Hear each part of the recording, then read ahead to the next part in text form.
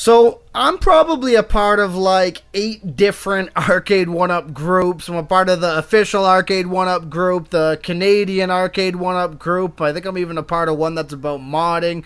There's a lot of different arcade groups that pop up on Facebook there. But one of the common questions that I see a lot of people ask are the stools worth actually purchasing that Arcade1up makes? And so in this video, I'm going to go over the stools that I own and if they're worth not just the money, but if the quality is there, if they're comfortable, and some of the things I really like about them and also dislike about them. So if you like content like this as well, please like and subscribe. I sincerely appreciate it, and we're going to get into this review in a moment.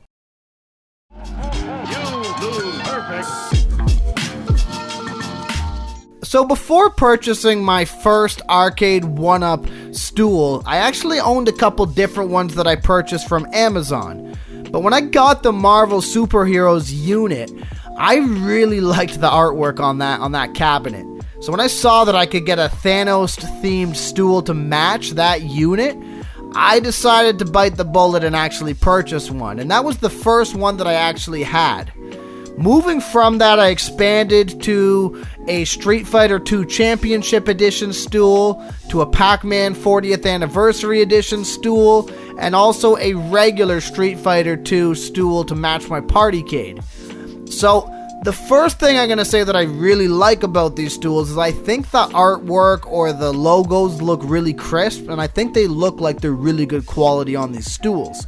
I also like that this stool itself comes with 2 different adjustable settings. Unfortunately, I don't have any pictured here, at least all the stools that I purchased.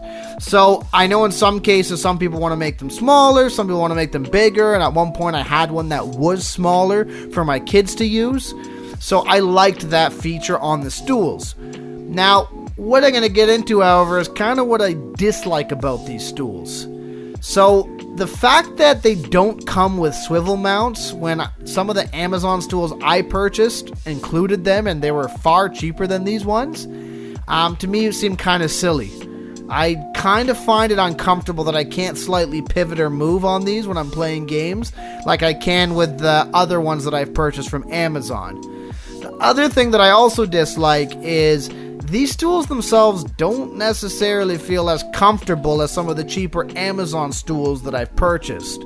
So what I mean is there doesn't seem to be as much padding in the stool, and it just feels a little less comfortable overall. And the final issue that I have with these stools, and it actually seems to be isolated to a single stool that I have, and that's my Marvel Superheroes stool, is the threading actually tore at one of the seams of the stool itself.